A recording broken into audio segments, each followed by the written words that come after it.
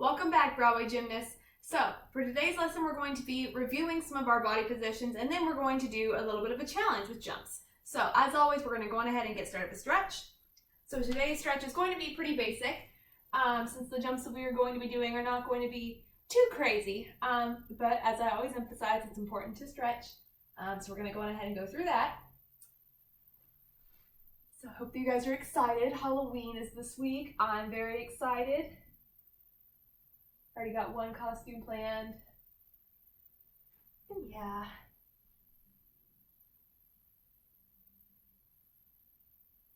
Go. And go ahead and straddle sit. And go down to the side. Good. Cannot believe that October is already almost over. I remember back in September, back in the September videos, I was like, I can't believe September's almost over, and now October's almost over. I'm like, what? Wasn't I just making videos in September? It's a little crazy. It's all right.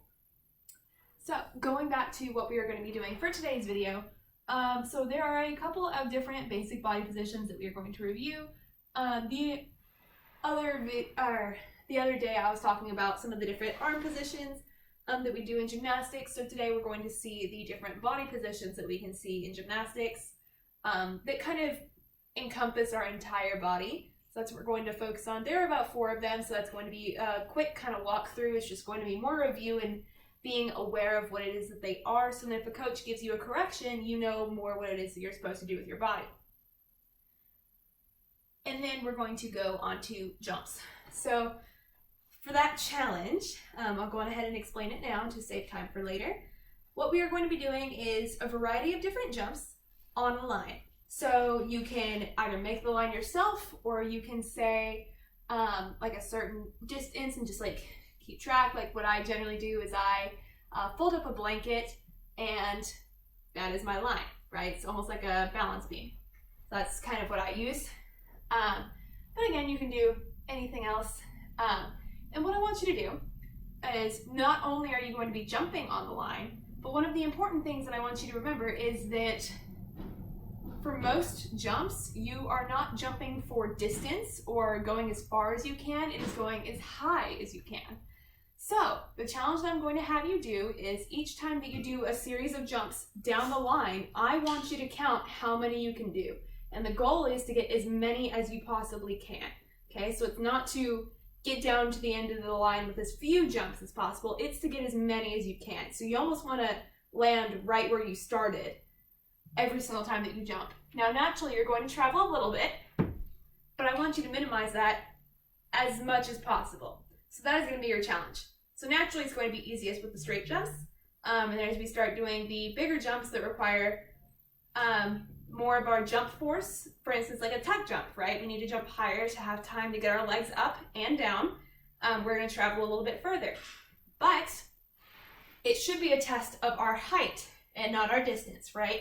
Because our distance doesn't affect the time it takes for us to get our feet up and down in the air. So we got to be careful that we're not dropping our chest, because that will make us go further versus straight up and down. So hopefully that'll help you figure out whether your jump could go higher or not, is how many jumps it takes for you to get down. So for instance, if it takes you 10 straight jumps to get down the line, and then whenever you're doing tuck jumps, you can only do it in 5, maybe that means that whenever you're doing your tuck jump, you're dropping your chest, and that's why it's literally cut in half, right? Because theoretically, you're not doing anything different in the jump other than bending your legs. So your jumps, or the amount of jumps that you do, shouldn't change that much. So hopefully this little challenge will help you out, and plus it'll be fun, because who doesn't love challenges? I love challenges, but yeah. So I'm not going to show you every jump that you can do on this line, because, you know, you can obviously do as many as you want. Because again, this challenge is not necessarily like a beam challenge. We're doing it on a line just to make sure that we jump in a straight line and to kind of tell us how far down we are. But this same thing applies on floor as well. Right, we still are not jumping for distance, we're jumping for height. So yeah, important thing to keep in mind. Doo-doo-doo. And yes, we're doing our splits because we are going to be doing split jumps today.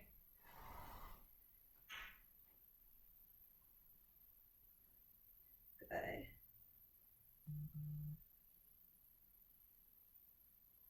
All right, and that is it for today's stretch. So I'm going to go on ahead and stop the video. I'm going to make my blanket line and we will get started. All right, I'm back. So I have set up my line behind me, but before we get to that, I'm going to go on ahead and review the body positions. So the first ones that I'm going to start off with are the most basic, and you'd actually be surprised how much we use them. So the first one, and don't get too comfortable, don't worry, I'm already tempted. I want you to just lie all the way down. So no, this is not a hollow body, okay? So you can go on ahead and just keep your arms here. I want you to have tension in your body, so tension in your arms and your torso, okay? And I almost want you to suck your tummy in to where your lower back is actually touching the ground. So you should not be able to slide your hands underneath your back. If you do, then you're not squeezing your tummy. You should squeeze your tummy to wherever your lower back is touching the ground, okay? Now, one of the other things that you can do is getting your arms up by your head. So again, this is not a hollow body. Now, one of the things that this is used for is for something on bars, right? So we want to have a long extended body, which may not necessarily be a hollow body because we want the full extension of our body. Another thing is whenever you're getting ready to do a flip or maybe even a back handspring, or if you're stretching for a round off and you want to reach as long as possible, you need to stretch out your body, and that's what this is. You will hit this body position. If you're doing a round off, you're just going to be turned slightly, but it's going to be fully extended. Okay, so this is important to recognize. This is your body fully stretched out. Similarly, it's the same thing on your tummy, okay? Your head will be a little bit down because your head isn't going to be out. Your head is not out like this in gymnastics, okay? Your head will be down, and you're going to, almost using your hands, pull your body all the way stretched out. It's going to be the same thing, okay? You should not be arching like this. Your entire body, I just want you pressed down towards the ground. Okay, this is stretched out, but say that you're doing forward tumbling or a front flip. This is the body position that you're going to hit instead, okay? Good. Now, these are the ones that you probably know a bit more. Hollow body, naturally, so you're going to lift your feet up off the ground and then your shoulders off the ground. Your tummy is still going to be flexed like a sit-up to wherever you should not be able to put your hands underneath your back, okay? And for this, your arms can either be here or up by your head, okay? Hollow body. And then we also have the Superman, which is just like this, but you're just going to lift your arms and your legs up instead, okay? This is used for bars.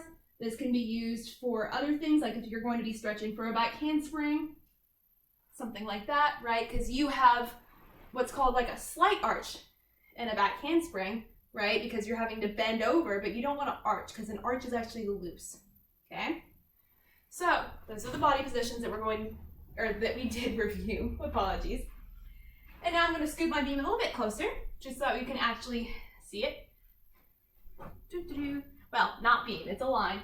I have used this as a beam before, but for today it is a line. Okay, so I'm gonna make sure it's straight, so I'm gonna be jumping straight. There we go. Okay, so I have reviewed jumps before. So we're gonna go on ahead and warm up the form. Arms all the way straight up and down. You should recognize this form, okay? Because I'm not necessarily hollowed out. It is straight up and down, okay, with my bottom tucked under, okay? That's the form that we just reviewed.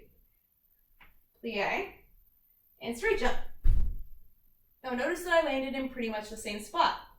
So now what I'm gonna do is I'm going to start at the very edge of my line, and I'm going to see how many jumps I can do before I get to the end, okay? Here we go.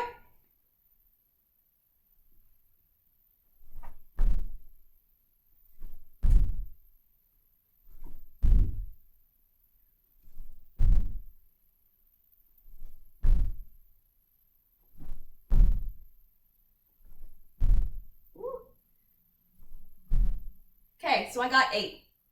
All right? So, I'm going to take a breather, And then I'm gonna go on ahead and see how many tuck jumps I can do, okay? So while I'm taking a breather, here we go. Talking and doing gymnastics at the same time is more difficult than you would imagine. All right. Whew. So again, the goal here is that I did 8 straight jumps, so I should be able to do 8 tuck jumps. It's natural that you're going to travel a little bit more with the tuck jump. It's just how it is. But you want to minimize that as much as possible. So my goal is going to at least do 5 or 6, okay?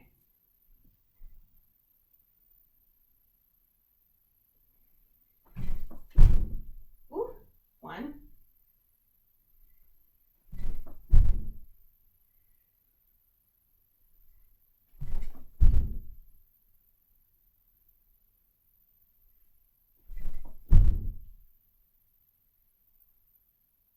I'm wobbling.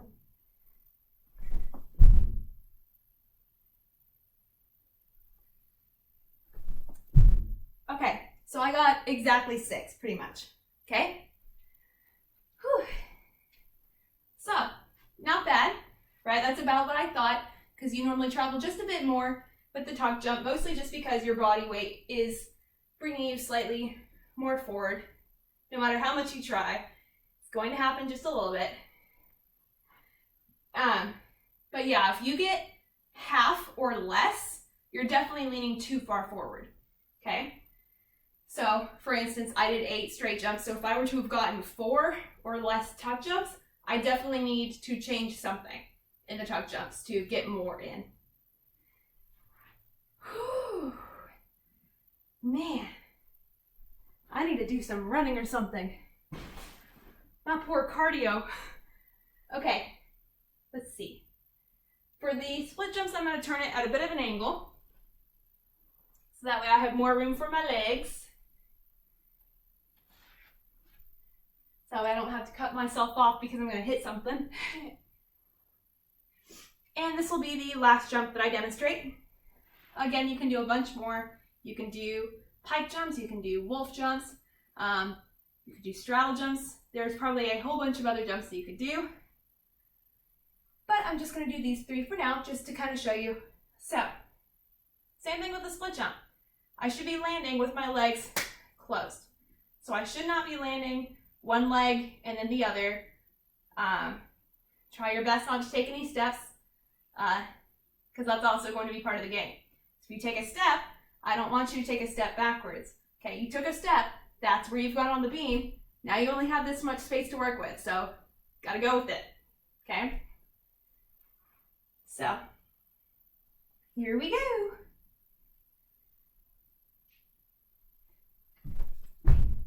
One, 2, ah, 3,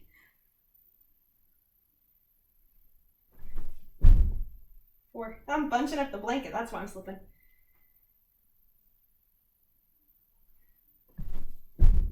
5, 6. So about the same. So I'm pretty good with my jumps, right? The more complicated jumps, I did go a little bit longer, but I did the same number of tuck jumps that I did split jumps, which means that that's probably how far I can get across the beam with more complicated jumps. So it's pretty good. Whew. Great job today, Broadway gymnasts. Sorry, I'm so out of breath a little bit, but perfectly fine. I hope that you had a great job. I hope that you had a great time today and that you learned something, and that hopefully this challenge will help you out. So I will see you next time, and have a great rest of your week.